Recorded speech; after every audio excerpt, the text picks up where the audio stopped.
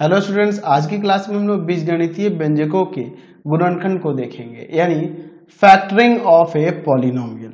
सबसे पहले बात करते हैं कि गुणनखंड होता क्या है। बीजगणितीय व्यंजकों का गुणनखंड होता क्या है, इसको समझ लेते हैं।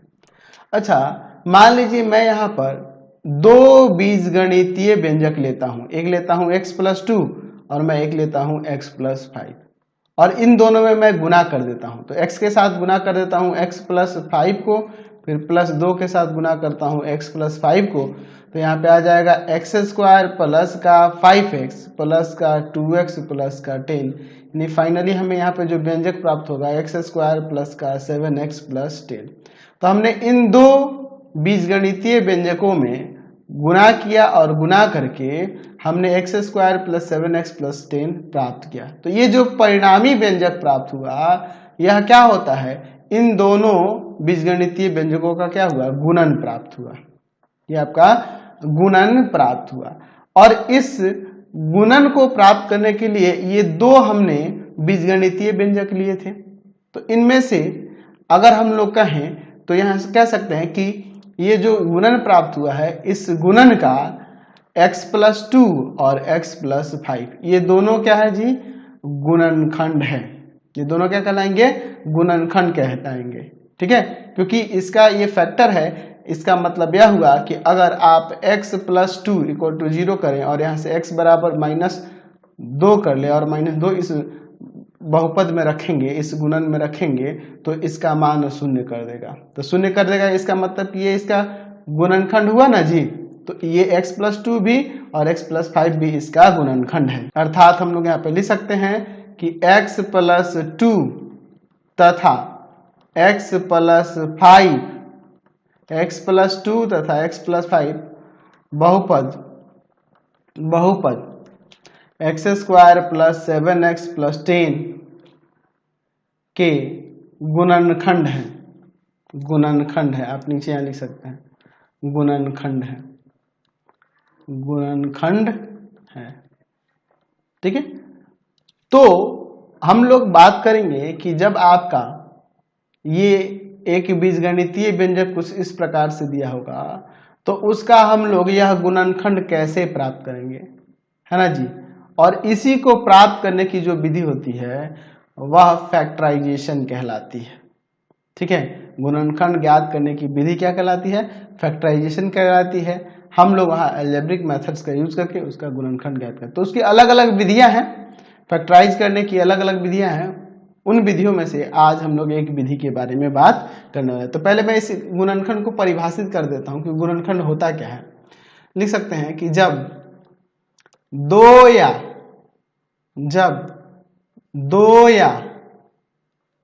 दो से अधिक बहुपद, दो या दो से अधिक बहुपद का परस्पर गुणा करते हैं तो परिणामी बहुपद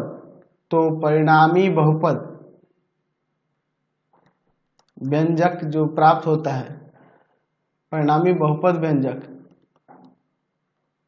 उसका क्या कहलाता है जी, गुणन कहलाता है, या गुणन कहलाता है, गुणन कहलाता है। और जो बहुपद परस्पर गुणा किया जाता है, गुणनखंड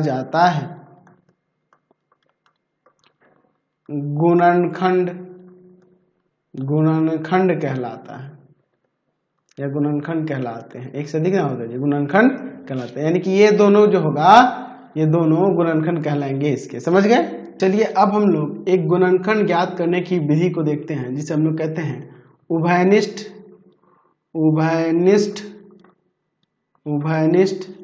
गुणनखंड विधि। उभयनिष्ठ गुणनखंड विधि यानी कॉमन फैक्टर फैक्टर मेथड। क्या होता है कॉमन फैक्टर मेथड, उभयनिष्ठ गुणनखंड विधि क्या होती है, चलिए इसको समझते हैं। देखिए इसमें किया क्या जाता है, जैसे यहां पर हम लोग लिख देते हैं 2xy प्लस का 6x। अब इन दोनों में हमें उभयनिष्ठ गुणनखंड देखना होगा, यानी कि कॉमन जो दोनों में हो। तो अगर हम लोग इसमें इन दोनों में देखें तो 2x इनका उभयनिष्ठ गुणनखंड है। 2x से ये भी डिविजिबल है और ये भी डिविजिबल है, यानी आप इन दोनों में इन दोनों का एचसीएफ ढूंढो ना, हाईएस्ट कॉमन फैक्टर देखो, वही आपका हाईएस्ट कॉमन फैक्टर ही आपका मासा ही जो 2xy और 6x का मासा होगा ना जी, 2xy और 6x का जो मासा होगा वही आपका उभयनिष्ठ गुणनखंड कहलाएगा। तो उस उभयनिष्ठ गुणनखंड को आप एक बार यहाँ पे लिख देंगे और अंदर जो बच जाएगा वो लिखेंगे y और प्लस का ये 2x से कितना टाइम मिल जाएगा, 3 टाइम में, तो हो गया। तो ये आपका उभयनिष्ठ गुणनखंड विधि द्वारा इस व्यंजक, इस बहुपद का गुणनखंड, इस व्यंजक का हमने गुणनखंड किया है। इस बीजगणितीय व्यंजक का हमने ये जो गुणनखंड किया है किस विधि से किया है, उभयनिष्ठ गुणनखंड विधि से, क्योंकि इन दोनों में उभयनिष्ठ गुणनखंड हमें 2x दिख रहा था, उसको बाहर कर दिया हमने, यहाँ y बच गया, यहाँ पे 3 बच गया। ठीक है, चलिए तो इसमें लिख लेते हैं क्या हम लोग करते हैं इसमें। तो लिख सकते हैं कि यदि कोई संख्या या बीजीय राशि, देख लीजिए संख्या हो सकती है या कोई बीजीय राशि हो सकती है, किसी दिए गए व्यंजक के सभी पदों में सम्मिलित होती है।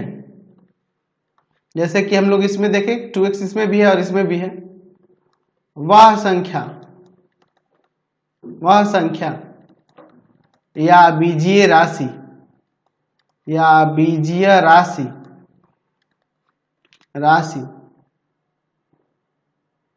वह संख्या या बीजीय राशि जो होगी उस व्यंजक का उभयनिष्ठ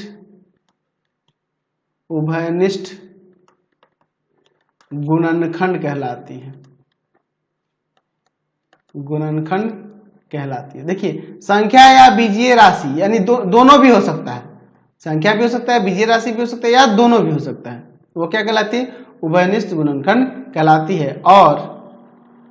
और इस उभयनिष्ठ या सर्वनिष्ठ भी लिख सकते हैं, उभयनिष्ठ गुणनखंड को भाग देने पर जो भागफल प्राप्त होता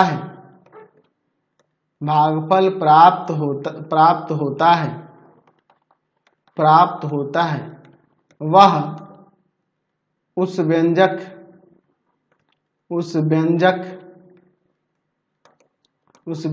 का दूसरा गुणनखंड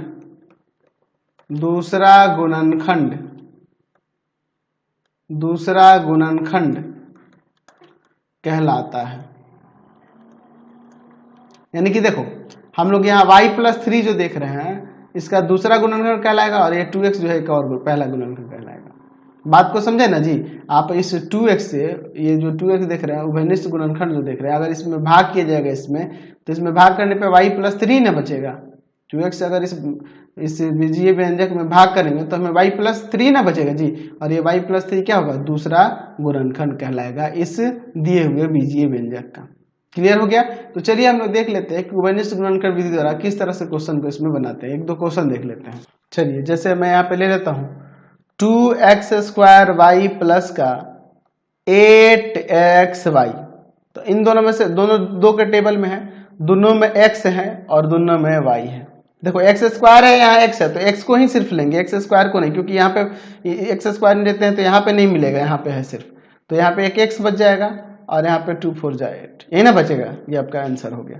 अगर मान लीजिए आपके पास देते हैं -9x² y² z प्लस का 18xy² z। तो यहाँ पे देखिए क्या करेंगे, z स्क्वायर कर देते मान लो, तो हम लोग क्या करेंगे माइनस कॉमन करेंगे, 9 9 के टेबल में दोनों है, एक x निकालेंगे, y स्क्वायर तो y स्क्वायर निकालेंगे, z और z स्क्वायर है तो सिर्फ z निकालेंगे।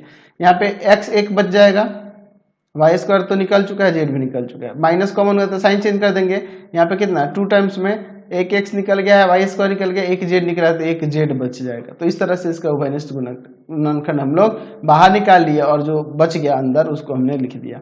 जैसे और फिर हम लोग ले लेते हैं, मान लो देते माइनस का 3xy² प्लस का 2 ले लेते 21xyz और फिर यहाँ पे दे दे माइनस का आपका 2xy।